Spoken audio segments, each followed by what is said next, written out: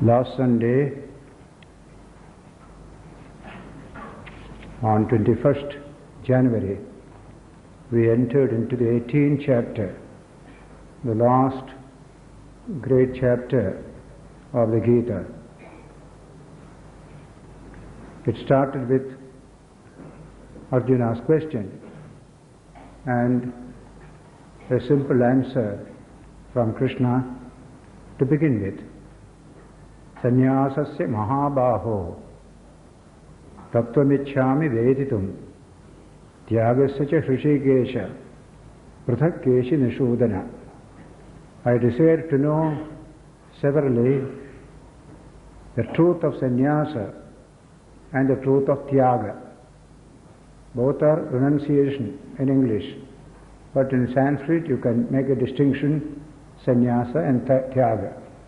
So last Sunday I referred to the origin of this distinction between sannyasa and tyaga. The Gita tries to give us a philosophy which will contain the spirit of sannyasa and tyaga. That has been expounded several times in the Gita in the previous chapters. Here he gives a reply. Sri Bhagavan Vacha Kamyanam Karmanam Nyasam Sannyasam Kavayo Viduhu. Sannyasam. The word Nyasam and the word Tyaga both are the same meaning. Nyasa means giving up. Tyaga also means giving up. So sannyasa, complete giving up. Some will get the meaning of complete renunciation. So he says that is sannyasa, by which you give up all desire-prompted actions. Kamya karma. I must get this, I must get that. Karma with these intentions, they are called kamya karma. Either a worldly benefit or heavenly benefit. I do this for that purpose. All this is called kamya karma. Giving up this kamya karmas is called sannyasa. Then what is tyaga? Giving up the fruit of all actions. That is called tyaga. Sarva karma phala tyaga. You don't give up action. You give up only the phala. This can be done through bhakti, dedicating the fruits of actions to the divine. Through jnana also, the mind taken away from that attachment to the fruit. Attachment to the fruit is actually attachment to the separate ego that you and I are. When I am attached to this separate ego, then I am attached to the fruits of actions. In the Gita, you find reference to Sarva Bhuta Hite Rataha or Loka Sangraha. I work for the good of the world, good of society, good of all people. There the ego as a separate entity vanishes, it feels its oneness with the world outside. Even the father or mother feels his or her oneness with the children around. That's why he or she works. Why not extend it beyond the genetic limitation? The Gita wants us to do that. When you live in a society, you must take society into account. And today's society is not only national, but also international. So this kamyanam karmanam nyasam sannyasam kavayo viduhu. Sages, kavi means sages, wise people. They say renunciation of all desire-prompted actions is known as sannyasa, and giving up the fruits of all actions, sarva karma phala tyaga, that's called tyaga. Vichakshanaha, wise people say that that is the meaning of tyaga. These two verses we have seen how subject is just introduced in this last section. It has come several times before from various angles. It is a persisting problem with our people in India. Everywhere it is not there. But as a teaching, it applies to all people.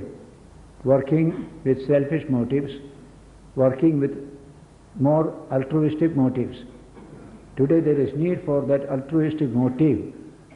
A man like Sorokin of the Harvard University, he died years ago, he speaks of the need for a little altruistic impulse in modern civilization. That is not there, therefore people are suffering. Altruistic impulse can also mean love in the heart, love for others. That is also missing. Bertrand Russell therefore refers to the need for love in the heart for others. Then you can solve human problems in this modern age. So these two thinkers and many others have referred to the human capacity to go beyond this ego limitation, deal with the world from that wider point of view. That is the central theme of the whole Gita. The whole yoga of the Gita is that wonderful attitude of oneness with all. And the work that I do, whatever fruits come, let it go for the good of all, not only for my own petty little self. So these two definitions are given, Kamya Karma and Sarva Karma Phala Tyaga, two aspects. Then the third sloka says, Tyajyam doshavadityege karma prahur manishinaha yajna dana tapak karma na tyajyam iti chapare. Some wise people say that all karma should be renounced as source of evil. They say the first line, Tyajyam is meant to be renounced or given up. Doshavat, because it is connected with evil. Dosha is evil. Iti eke, some group of wise men say like this, karma prahur manishanaha. Karma as a source of evil. Better we give it up. That is one. But yajna dana tapak karma natyajam iti cha apare. Other wise people say yajna, dana and tapa. These three should not be given up by anybody. Yajna, sacrifice, in its spiritual sense or in its ritual sense. Yajna, dana, charity, helping others. Tapa, austerity, self-control. These three things should not be given up by anybody. So say other wise people. Yajna, dana, tapa, karma. This kind of karma. Then Nischayam shuname tatra tyage bharata sattama. Arjuna, on this subject, my decisive conclusion I convey to you. Nischayam, conclusion, well-determined conclusion. What is that? Tyago hi purusha vyagra tribhita samprakrtitaha. He will say his conclusion a little later, but he is giving a little definition of tyaga. Tyago hi purusha vyagra tribhita samprakrtitaha. Giving up action belongs to three categories. As in the case of the 17th chapter, Sattva, Rajas and Tamas come into this picture also in Tyaga. Tyago hi Purusha Vyagra Trivida Sampravirtira. It's well known. Threefold type of Tyaga. In our day-to-day life, whatever is said here, you will find it in your own life at some time or the other. So he says, Yajna dana tapak karma natyajim karimevatat. I say that yajna, dana and tapas, sacrifice, charity and austerity and self-control, these should not be given up by anybody. They are to be done. Karyameva, they are to be done. They are to be performed. Why? Yajno danam tapasyaiva pavanani manishinam. These three, yajna, dana and tapas, purify the mind of man. We have to do them. We have to evolve. They are the means to help us to make our mind purer and purer. Pavanani, pure, holy, making the mind fit for spiritual development. Yajno dhanam tapascheva pavanani manishinam. For all, see, for whom he says, for it is the wise people. The wise people will never give up this. They understand its value. They purify the mind. So that's why the wise people. So if I say what is the other people? The unwise people. And one, Mrs. Besant wrote a foreword to a book years ago. There at the end she writes there, the wise will take it for what it is worth. The otherwise will do what they please. The otherwise is called the fool. So the wise and the otherwise, like that. So here the wise people will not give up these actions because they help to purify the mind. It's a beautiful idea. You feel your oneness with others beyond your own genetic limitation. That is how this ego becomes purified. Mind becomes purified. By that expansion, that little narrow attitude goes away. Then, yajnodhanam tapascheva pavanani manishinam. But even these three must be done in a particular spirit, attitude. What are they? Next shloka says, shloka 6, etanyapita karmani sangam tyaktva phalani cha kartavyani me partha nishchitam matam uttamam. This is my firm and best conclusion. What is that? Even these three, yajna, dana, tapas, vedanyapita karmani, sangam tyaktva, phalani cha, renounce all attachment and renounce all fruits, even of these actions. Kartavyani iti, they are to be done. They are like we are duty bound to do them. Partha nishchitam matamuttamam. That is my determination, final conclusion on the subject.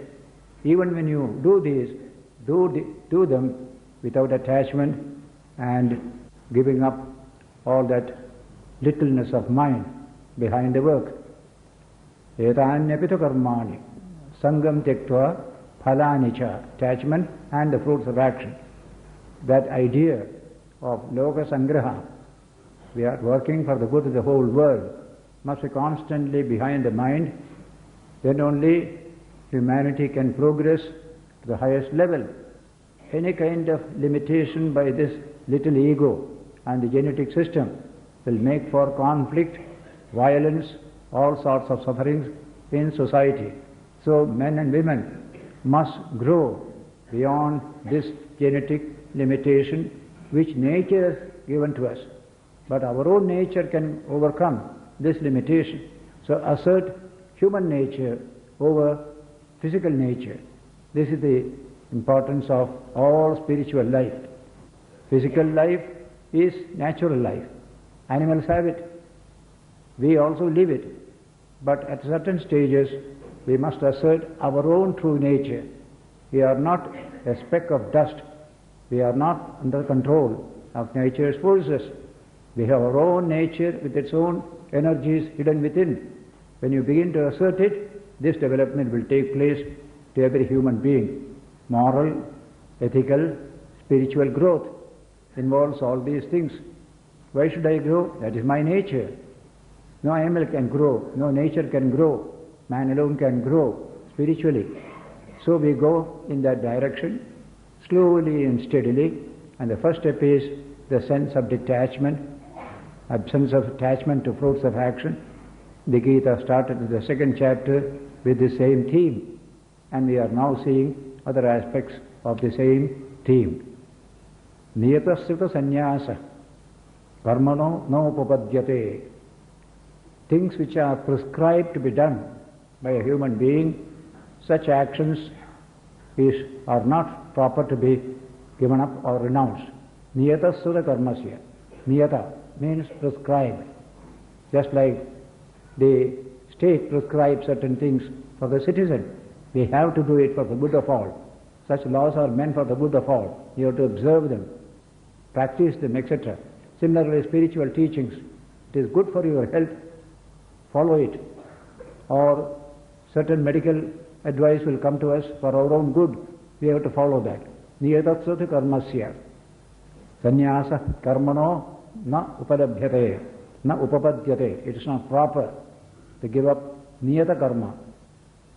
Mohat tasya parityaga. Renouncing them out of mere delusion. See that language.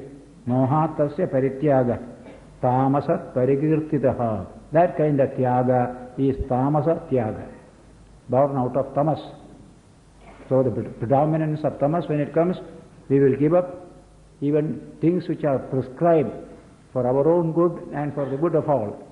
That kind of giving up or tyaga is called tamasic giving up, tamasic renunciation.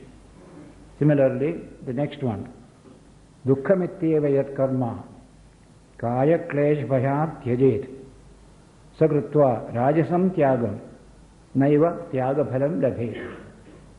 This work is very troublesome. I shall give it up. With that attitude, when you give up, you are giving up is a rajasic type. Tyaga of the rajasa type. Dukkhamittyeva yat karma. He says, kaya klesha bhayat. Out of fear of what you call trouble for the body, various difficulties for the body. Because of this, it is painful. I don't want to do. I don't want to do. That kind of renunciation of action is rajasic renunciation. Sakrutva rajasam tyagam. Doing that kind of rajasam tyaga, he never achieves the fruit of the tyaga. Naiva tyaga phalam labhet. He won't achieve the fruit of that tyaga. And then comes sattvika tyaga. Karyamityeva yat karma niyatam kriyate arjuna sangam tyaktva phalam chaiva satyaga sattviko mataha. That is sattvika tyaga. How? Karyam ityeva yat karma kriyate niyatam kriyate. This work is to be done. It is my duty to do it. So I do it. But I give up attachment to the fruits of the action. That kind of tyaga is sattvika tyaga. Karyam ityeva yat karma. Karyam means in Sanskrit, this is to be done. That kind of understanding. Karyam ityeva yat karma. Whatever action is of the nature of karyam, duty bound to be to do. Kriyate Arjuna, niyatam, which is prescribed and which ought to be done. That kind of karma, when you do that karma, sangam tyaktva, giving up attachment, phalam chaiva, giving up the fruits also, satyaga, that kind of tyaga is sattvika tyaga, the best kind of tyaga. So, he already said, this tyaga also belongs to three categories, tamasic, rajasic and sattvic. Now he says, nadveshti akushalam karma kushilena anusajyate tyagi sattvasamavishto medhavi chinna samshayaha. That worker is medhavi, intelligent, chinna samshayaha, free from all doubts. What kind of person? Nadveshti akushalam karma. An unpropitious action, he doesn't get upset over it.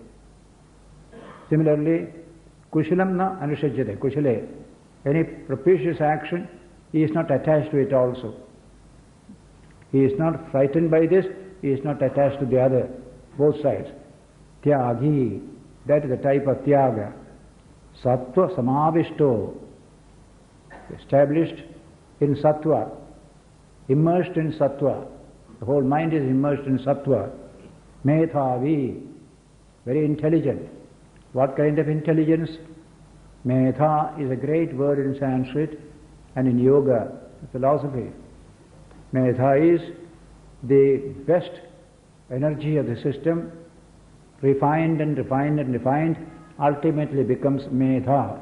Say your psychic energy. It can be very ordinary energy, but we can refine it.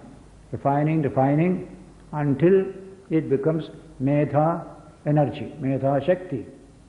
What is the meaning of Medha? One who has that Medha is Medhavi. Shankara gives a beautiful definition of this Medhavi. Medhavi is Medhaya Atmajnana Lakshanaya. That Medha or intelligence which is of the nature of Atmajnana, knowledge of the self, Kshanaya, Prajnaya, Samyuktaha. That kind of wisdom has come to the person. This Medha has touched the Atman. Out of that has come the wisdom. He who has that Medha is called Medhavi. So that kind of Medha Shakti is highly praised in many mantras of the Brahmanas, of the Vedas. You will find this, let me have Medha, let me have Medha. Taittiriya Upanishad is also praised, let me have Medha Shakti, not mere intellect, something deeper, something higher. That kind of refined psychic energy, highest refinement, that is what makes for Medha, Medhavi. Our people knew that this psychic energy coursing through us can be purified, refined and made better and better. Even cultural development comes out of this, improving this psychic energy. I may be a ruffian, a crude ruffian. What has happened to me? My psychic energy is of a crude type, so I behave in that way. The same person can become more gentle, more courteous. What a beautiful development it is. So you have refined that energy.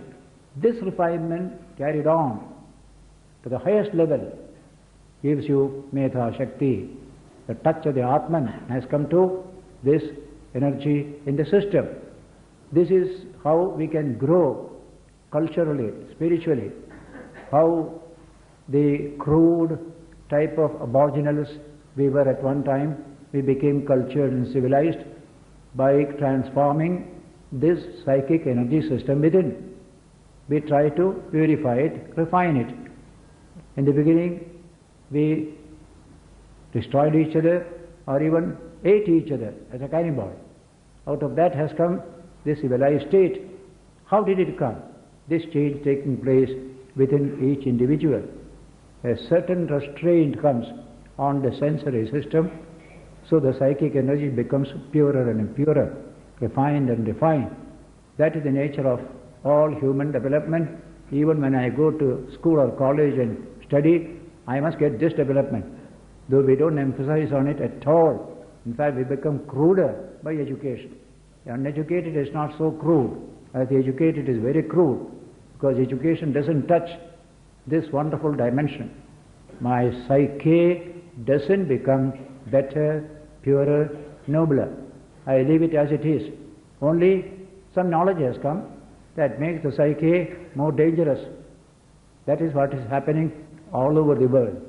When you read in the papers about the football tragedies, rough people, crude, all educated people there, but they have not tried to improve the quality of the psyche. Extremely rude and crude it is. They have not touched it at all. That problem is coming here. In political parties you will find the youth, they have been forced to become more crude, more violent, because the psychic transformation is not taking place. Only knowledge comes, some tidbit of this and that, but quality of life has not improved at all. There is danger if this value-based education doesn't come to humanity. Within the next 50 years you will find so much of crude people, full of violence, people are already afraid that situation may come. A crude humanity may come, which is always violent as well. So this language is Medhavi. Have you transformed your psychic energy? It is your own responsibility. Nobody else can do it for you. But you can take influences from outside and achieve your own mental growth. So this refining of inner energy is the essence of character development. All human growth and development comes from that particular discipline. If that is emphasized, everything is emphasized. When a child is 7, 8, 9, 10, during that period, must be gently told that your energy within needs to be refined. You wash your cloth and make it clean. Why not do a little for your mind also? That mind has also to be cleaned. But mind cannot be cleaned by water or soap. You must have jnana to clean it. So we saw in the 4th chapter, Nahi jnanena sadrisham pavitram ihavidyate. There is nothing so purifying as jnana in this world. So the mind can be purified only by jnana, not this kind of secular, what you call, academic knowledge. But some spiritual development has taken place, therefore there is refining of the energy within. That is the meaning of jnana. So, if children develop in this way, they will be not only educated, but also cultured. Culture comes only from this inner refinement, otherwise there is no culture at all. We have to stress this more and more, because we are getting plenty of physical energy, animal energy plenty when you are young. Can eat well, can do, break everything we can do. The dangerous energy. It needs to be refined and made constructive and creative. Otherwise, youth energy can spell disaster for a whole nation.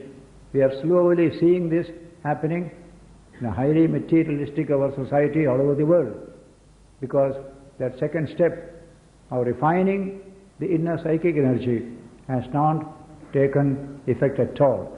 So this one word, metha, methavi, my psychic energy must evolve into that state which Vedanta calls metha, and I become methavi. That is a language here. Methavi, chinna samshaya, no more of doubts.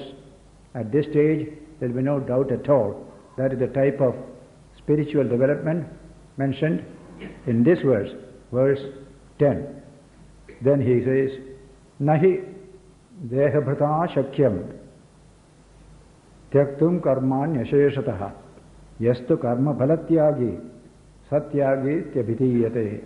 A general statement Krishna is making, a universal proposition he is giving here. Nahi dehabhrata shakyam tyaktum karmani asheshataha. Those of us who have a body, we have a body, we live in a body. As long as you have this body consciousness, so long as you are in this body, you cannot give up action. That is the language. Dehabhrata. Those who have the body, they cannot shakyam, karma, tyaktum. To renounce action, they can never do. Nahi dehabhrata shakyam tyaktum karmani asheshataha. Completely. This karma, that karma you can give up. But karma as a whole, you can never give up. Therefore, he adds, yastu karma phalatyagi satyagi tyabhitiyate. So, that person is a tyagi who renounces only the phala, the fruit of karma, and not karma itself. Karma itself cannot be given up. Some karma will stick to us always because we have this body. Therefore, give up the fruit of karma. Yattu karma phalatyagi satyagi tyabhitiyate. That person is called a tyagi. Truly speaking, Krishna tells us here, Anishtam, Ishtam, Mishramcha, Tribhitham karmana phalam bhavati atyaginam prayatya natu sannyasinam kvachit. It's a wonderful analysis doing here. Says karma belongs to three categories. Anishtam, undesirable. Ishtam, desirable. Mishram, mixed up. These three types of actions are there. Trivitha karmana phalam. The fruit of karma may be ishtam, anishtam or mishram. Any one of these. Bhavati, for whom? Atyaginam. Those who have not understood this idea of renunciation, Tyaga, the fruit of actions being renounced. Those who have not understood that truth, to them these three will come again and again. Some are Ishtam, some are Anishtam, some are Mishram. But Natu Sannyasinam Kvachit. Those who have renounced the fruit of action, they will not get these three types of experience of action. Anishtam, Ishtam and Mishram. This is the difference between a wise man and not otherwise wise man. He says here, Sannyasinam Kvachit. Now comes a very remarkable statement by Sri Krishna in verse 30. This is the difference between a wise man and not otherwise wise man. He says here, Sannyasinam Kvachit. Now comes a very remarkable statement by Sri Krishna in verse 13. He says, Panchaitani Mahabaho Karanani Nibodhame Sankhe Kritante Proktani Siddhaye Sarvakarmanam. In the philosophy of Sankhya, dealing with the spirit of knowledge, when you act, that action will take you to knowledge more and more. In fact, earlier we had studied 4th or 5th chapter. All actions find their consummation in knowledge. Sarvam karma akhilam partha jnane parisamapyate. All karma finds complete fulfillment in jnana eventually. So Krishna says here, in the Sankhya philosophy, dealing with kritanta, end of action, that means knowledge, dealing with the subject of knowledge, pancha etani mahabaho karanani nibodhame. These 5 karanas, 5 causes are there behind every action. What are they? You will say later. This subject has been expounded by the Sankhya philosophers like Kapila and others. Very astute thinkers they were. The first psychologist of the whole world is Kapila and his famous Sankhya philosophy. The first psychologist. They have studied the external world, but studying man was started by these great philosophers called Sankhyas. Sankhe Kritante Proktani Siddhaye Sarvakarmanam.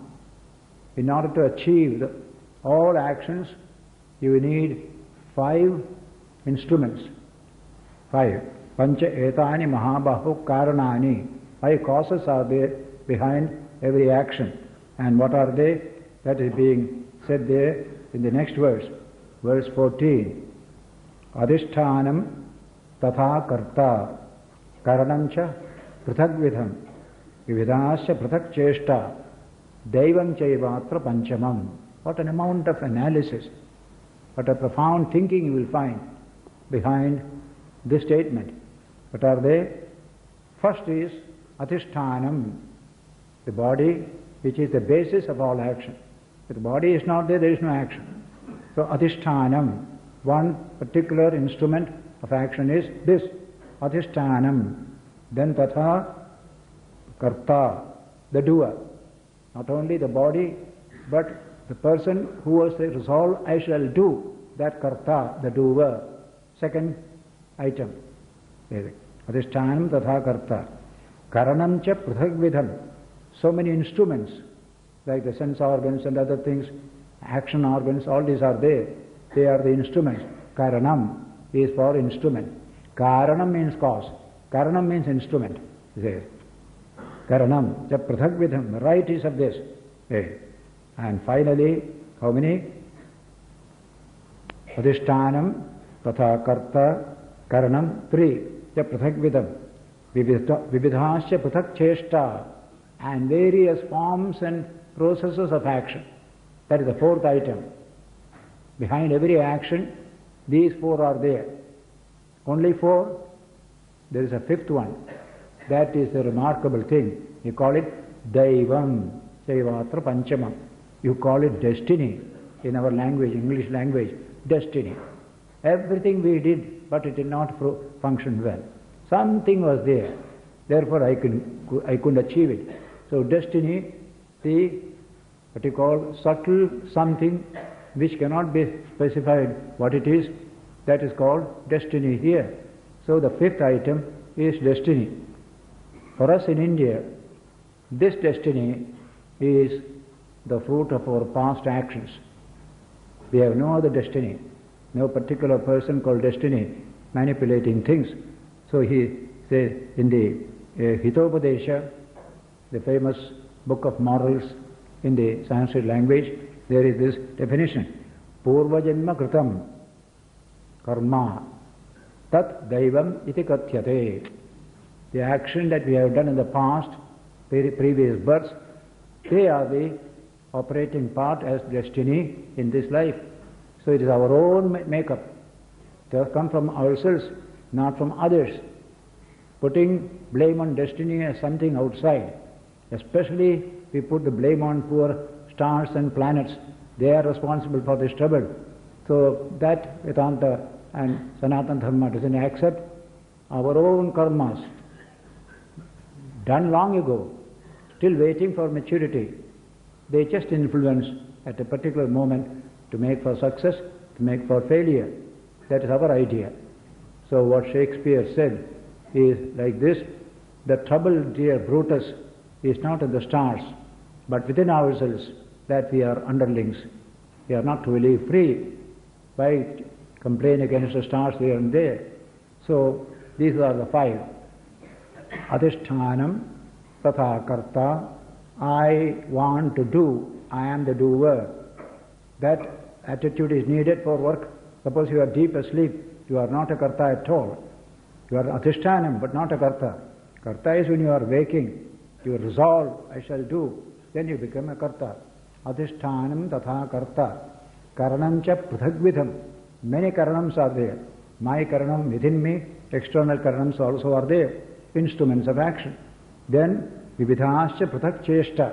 And making these karanams work in various ways to produce the particular result. They are called cheshta. Cheshta means activity, process. That's called process. You have to churn the milk to get butter. That's the cheshta. Before producing butter, you have a particular cheshta. That cheshta is churning. So I must go there. Churning also means a particular churning rod and a vessel to keep the milk. All these things are there. So various instrumentalities are there. Then you are there as an action, the man, the agent of the whole thing. And the basis is this body in which you are functioning. Adhishthanam tatha karta, karanancha prithagvidham, vivithasya prithak cheshta. Various activities you do. Then finally comes that daivam. Daivam is some destiny, some divine force is working. I can't make it out, but you have to take into account all this because all the five may be there. Still the result may not come. Therefore we call it daivam. Something is there. So in all the various religions and philosophies of the world, we have the concept of destiny. Kismat in Urdu, we call it Kismat, is there. But we interpret it in our philosophy as our own actions, deposit of our actions lying, suddenly coming to fruition at this particular time. Therefore we call it karma phalam, very deeply rooted karma phalam. That is daivam. So five items are there. You must understand behind every action, these five factors are there. So adhishthanam, panchaitani, these are the pancha, five, mahabaho. They are the karana or cause of all action. Then it says here, this verse also appears in the Mahabharata. This adhishthanam tatha karta, karanancha prithagvidham, vidhascha prithak cheshta, daivanchaivatra panchamam atra. In that particular situation, don't neglect one item. Very difficult to define that item, indefinable. Daivam, that is Deva. You may do everything. If that also doesn't cooperate, you may not get the desired results. Many actions do find a place for this kind of unnameable, inconceivable factor called Deva. So, Shariravaṅ Manobhi Yat Karma Prarabhate Naraha Nyayam Va Viparitam Va Panchayita Tasya Hetavaha. Whatever actions you do, whether it is good or bad, behind all of them are these 5 factors. Sharira, Vak, Manas. So with the body, with speech, with Manas, with mind. Whatever actions you initiate in the world, Arabhate means initiate. Nyayam Va, Viparitam Va. It may be Nyayam, means just, or it may be unjust. Viparitam means the opposite. Panchayate tasya hetavaha. Their cause is in these 5. These 5 factors you have to take into account. It says there. If so, tatraivam sati. Now comes the conclusion. When all the 5 factors are mentioned, what does it mean for you and for me? Tatra evam sati. Kartaram atmanam kevalam tuyaha. Pashyati agrata buddhitvat. Sapashyati durmatihi. When there are these 5 factors, you ignore all of them because of your foolish mind and say, all this I have done, put everything onto oneself. What a foolish attitude it is. Tatra evam sati kartaram atmanam kevalam. And the only factor, nothing else is there. Those who think so, they are durmati, with perverted mind, not true, correct mind. Thinking it's not correct. Agrata buddhitvat, because the mind is not refined. Agrata. Krita means refined. Agrata buddhitvat. Mind is not refined yet to understand other factors that have conspired together to produce the result. Pashyati durmatihi, he says. The man is called durmati. Sumati, durmati. 2 words in Sanskrit. Sumati means good mind. Durmati means bad mind, wicked or evil mind. Su always stands for good. Tu always stands for evil in Sanskrit. That's why nobody has names like Duryodhana. See? Only once for all it was there. Nobody wants to repeat it. I was told somebody has taken that name somewhere out of a sort of a revolt against tradition. You can put it. But all Su is good, all Du is bad. Dukkha, for example, Sukha, Du is there. So everywhere you'll find Du stands for something undesirable. Su stands for good, and so Sukham is always Sukham, Dukkham. There again, separate, Sa, Du will come together there. So he said, now after saying this, he says in this verse, this ego attitude, I am doing everything. No, there are other factors also. Recognize them. Then only you will be a sumati. Otherwise you will be durmati, like that. Tatsya yasya naham krito bhavo buddhir yasya nilipyate hatvapicha imam lokan na hanti na nibadhyate. Very extraordinary statement, more as a praise for the one who has gone beyond this kind of dualities and achieved spiritual knowledge and experience. Yasya naham krito bhavo. He who has now this I consciousness, that stress on the ego, who has transcended this stress on the ego. Buddhir yasya nalipyate, whose mind is not tainted, buddhi or reason is not tainted. That person, even if were to kill the whole of these people around or the world, he doesn't do anything wrong, he doesn't do anything at all. He is absolutely actionless because he himself absolutely no I. This is the language. Yasya naham krito bhavo. When you have no aham bhava, the self-awareness, ego-awareness, buddhi yasya nalipyate, whose buddhi is absolutely pure, never tainted. Hatvapisa imam lokan. An exaggerated statement only. They will never do harm to anybody. Even if they do harm, it won't be no harm at all. Hatvapisa imam lokan. Say what happened? Nahanti, na dibadhyate. They do not really destroy, they do not really become bound.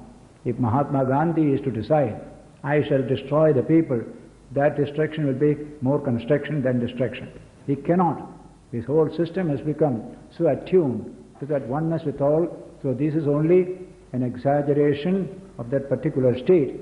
Hattvavisa imam lokan na hanti na nibadhyate. Never happens this kind of thing. They are so immersed in the moral values that whatever they do only will be good for all. Nothing else they will do. But in spite of that, this extreme statement is made. Even if they were to destroy all this, they will never do anything. They have not that sense of I. They will become the instrument of some divine purpose or any particular action that they do. So this is one of the ideas that you get in Vedanta. You go beyond the dualities of good and evil. The highest truth is beyond good and evil. Not good. Good is a limitation. Evil is a limitation. Good is better than evil, but both are limitation. So, Sri Ramakrishna calls it two kind of pins you take. Suppose a pin sticks to your leg. You take another pin to remove that pin. Then throw both away. One is called evil, the other is good. And both you throw away, then you are free. You don't retain that good also. You don't need it. Like a thorn. A thorn which has struck me, I take another thorn, remove that thorn and throw both away. So good and evil stand in that relation. To remove evil, we need good. Then we throw away good also. We are just our own infinite self. The word good cannot apply there.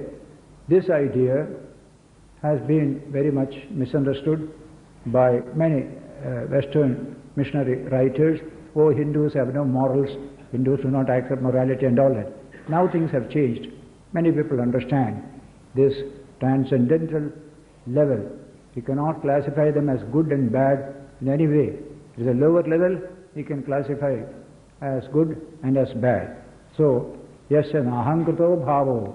And the aham bhava is not there. I do is not there at all. He says, and then whose buddhi is ever pure, never tainted. So, hattvapisa imam lokan nahanti na nibadhyate.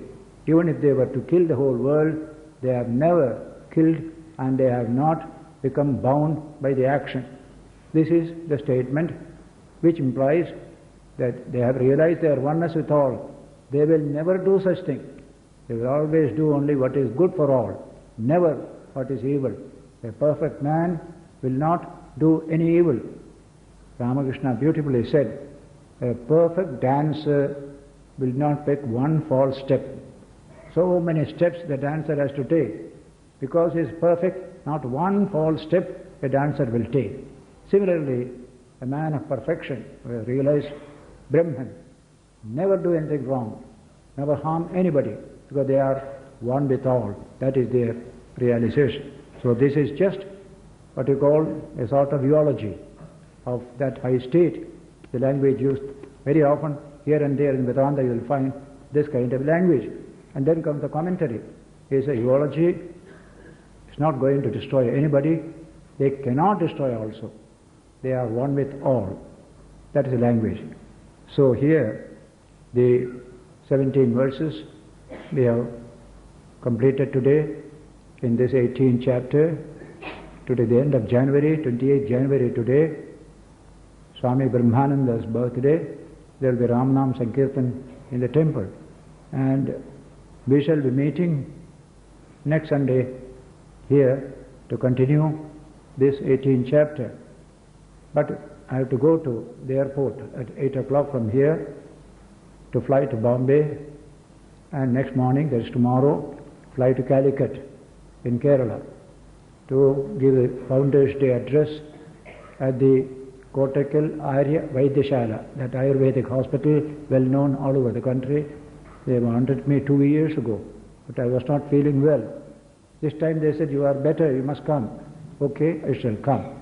So I go to Kottakkal on 30th evening, I speak there. 31st I reach Bombay and also Delhi on the 1st. First night I take train to Haridwar, and second morning inaugurate an international yoga convention organized by UP government in Rishikesh at 10 a.m. And the night train I return to Delhi and come back here on the 3rd February. And 4th is Sunday. We shall meet again to continue this program. So the 18th chapter is summing up all the various ideas we had before. Many more things are coming in the remaining verses. Very, very inspiring ideas also are coming. We shall take them up as we proceed. We shall spend a minute in silence and quiet and then disperse.